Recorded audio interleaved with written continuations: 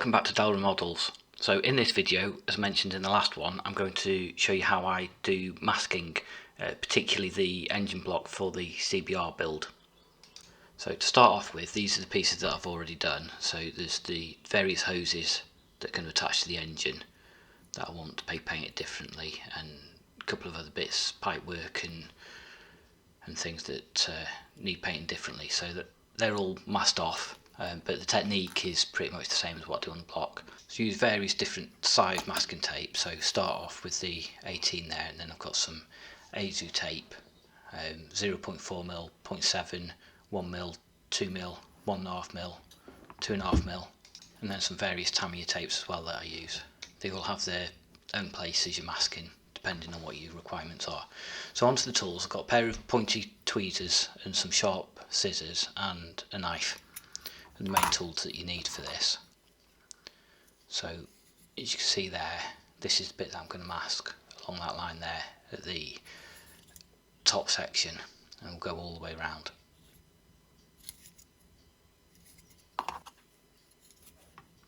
So I'll start off with the 1mm tape. For this I don't need to go any smaller, so I'll get a bit started and then I'm ready to position it.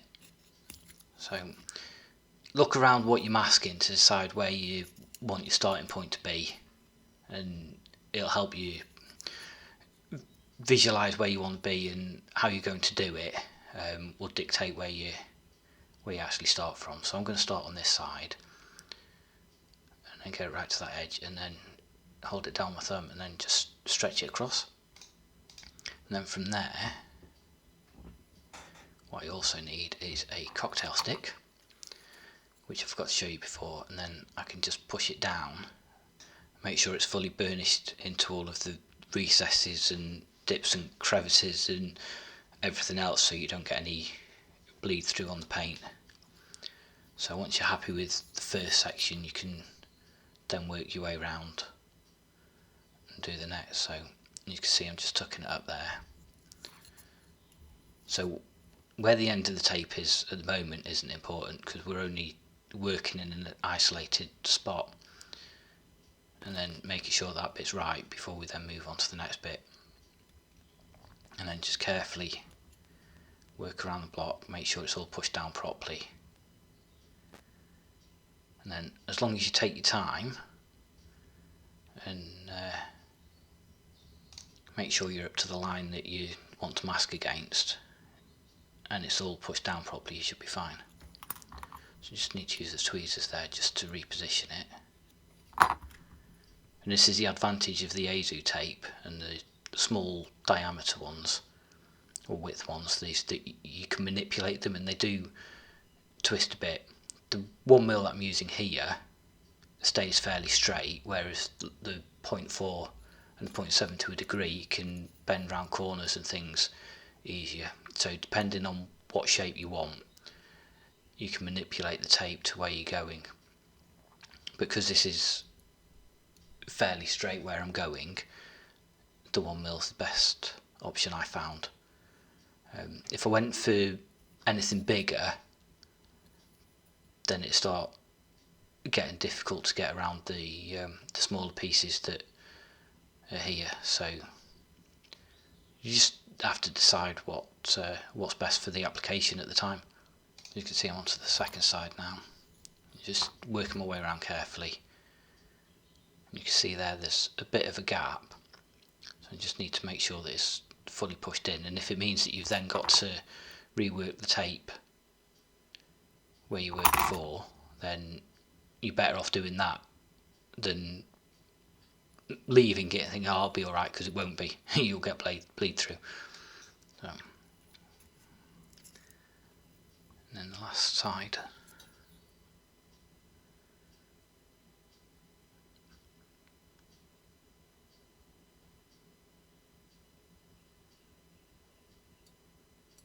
Just same again, just pushing it in, making sure it's all burnished down properly. Not really anything difficult or challenging in this. So you can see there I've had to lift the tape again just to make sure it's tucked in that side, because otherwise it'll stretch and leave gaps. So nearly there for this particular tape. Just got a couple more tricky sections to do, and then that'll be it.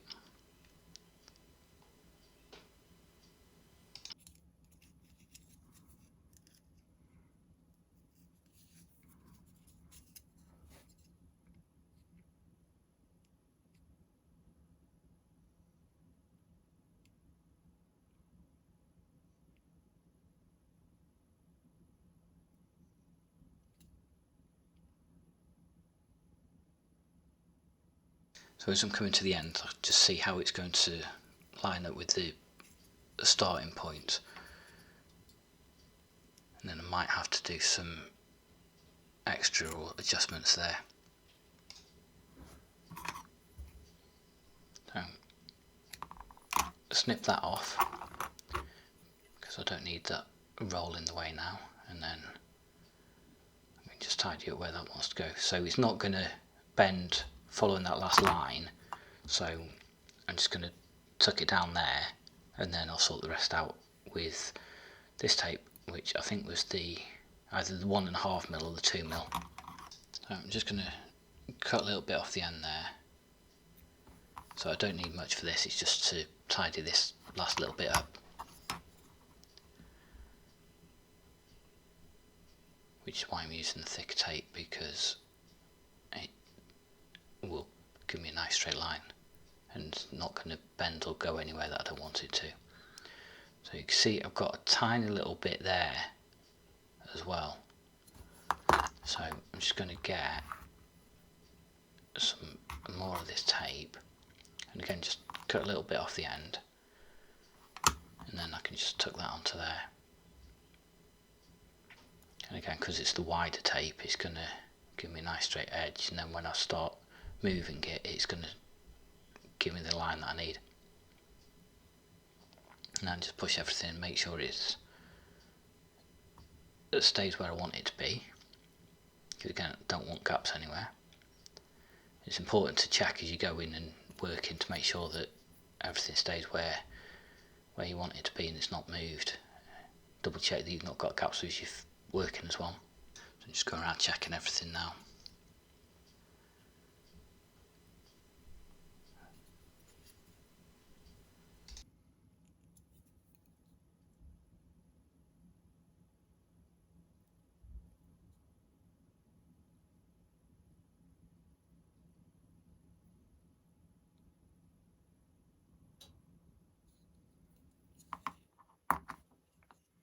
So that looks alright. So now I can move on. So I'm moving to the wider tape, which I think is the 2.5mm now. And then again, I'm going to start in the same place. And then with this one, because I'm just going up to the other tape and I'm not trying to get a neat line, or not neat as in the sense of the first one, I can do this a little bit quicker, because all I need to do is make sure the other tape doesn't move and make sure this covers that first line of tape. So just manipulating it, making sure it stays straight.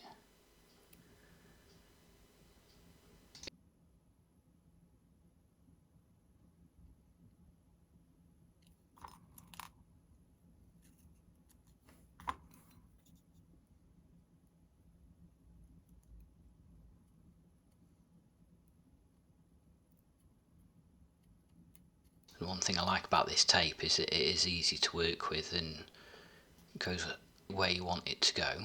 Just need to cover that gap there. So you can see even the thicker tape does have a little bit of movement in it, but it's not too much that it doesn't give you the lines where you need it. Let's just drop it all. Move that one round. Again, I'm just concentrating on the top bit, not worrying about where the bottom of it goes, because that part's not important. So just push that down with my finger and then puts the tape where I need it to be. Try that one again, because it it wasn't going flat.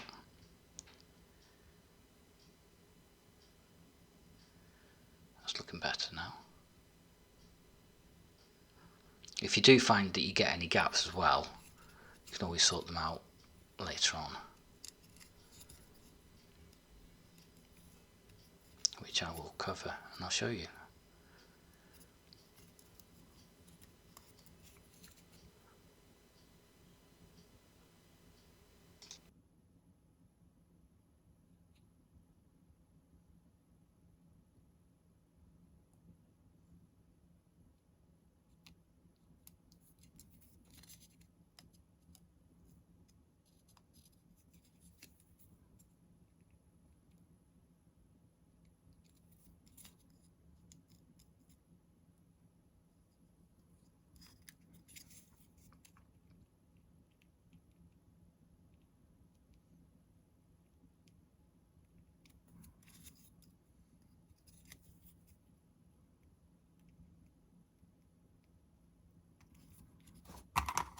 So that's that for this bit, and then just snip that off there and just tidy that last little section up.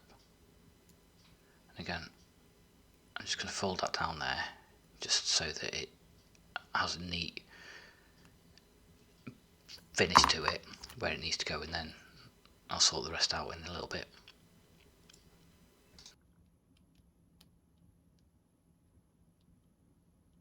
Just double checking now, making sure that everything's still where it wants to be and I haven't got any gaps along that main line. So now move to wider tape again, which I think this might have been 5mm. I can't remember now, but one that's wider than the other one anyway. And then twist that round like that, and then as you can see, the wider the tape and the further down we get, the quicker we can work with it, because we don't have to be neat at this point now. So just tuck that round there so that it goes where I want it to go, and then I'm just pushing that down in the corner in the same way that I did the other bits. And then let's give it a snip, and then just finish this little bit off. Kind of just making sure that it attaches to that first bit of tape, and then it's not overlapping the bit where I actually want to be painting. That's looking reasonably okay. There's a little gap there, but it allows me, now at this point I can move on to the bigger tape. So just taking sections of this now, not going to try and wrap it around the whole block.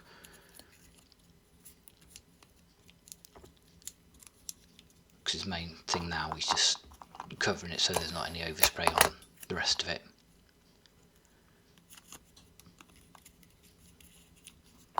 So there's not anything special to this job, or certainly this part of the job. It's just getting the tape on there now.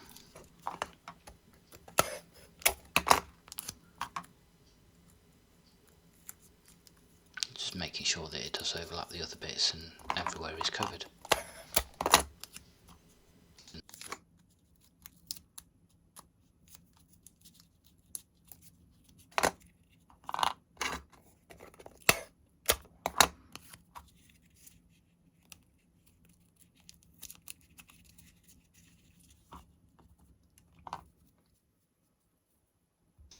So now we can use a different size again, because this bit doesn't need the thick tape, so there's no point wasting the thick tape on an area that doesn't need it. And get a little bit more of that just to do that edge. I don't need to worry too much about the centre of that part because it's going to get covered with that, so that part's not relevant. I just need to do that bit now.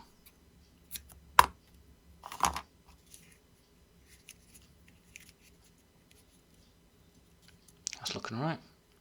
Okay, I'm not worrying about the other bit either, because it's not going to get any paint on it, it's not going to get any overspray on it from the angle that I'm going to be spraying, so I don't need to worry about it.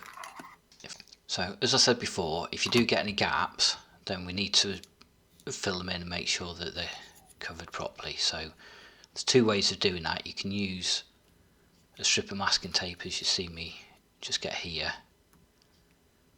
just to cover it up like that.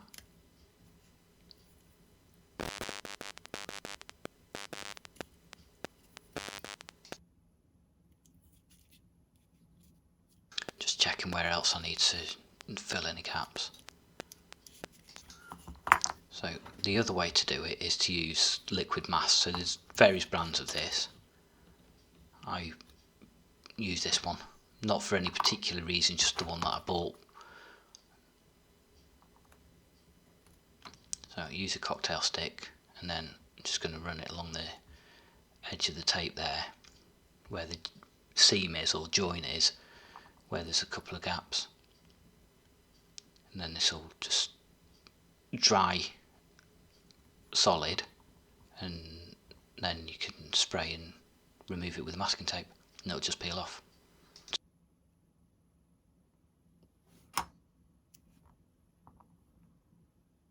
So it depends on what the part is as to whether the tape is better or this is better, or sometimes it's just personal preference for what you want to do.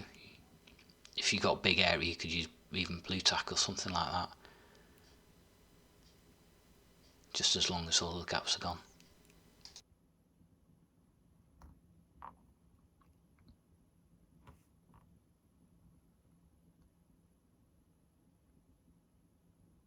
So the masking tape did move a little bit just there, so I'm just using that liquid mask just to finish that line off, just so it's straight, and just double check and go around everywhere, make sure everywhere else is okay, and then just put a dab as needed. If there's anywhere I'm not sure about, I'll just put some anyway, because it does no harm to have it there, and it's better than not having it and later regretting it. So that's it for the liquid mask and for the main masking part. So there you go, all the block is masked off, ready for that next bit of painting. So that's it, I've done the painting now, as I showed you in the last video, so now I get to unmask it, which is the fun part, and hopefully we've not made a mistake and not left any gaps and not got any bleed through. So let's see where we're at.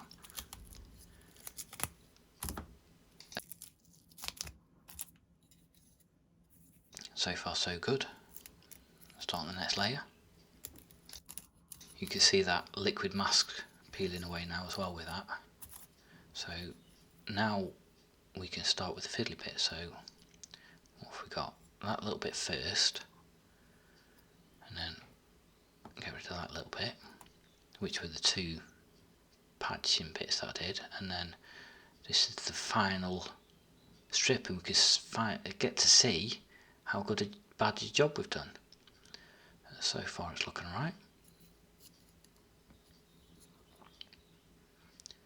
Go around that bit carefully,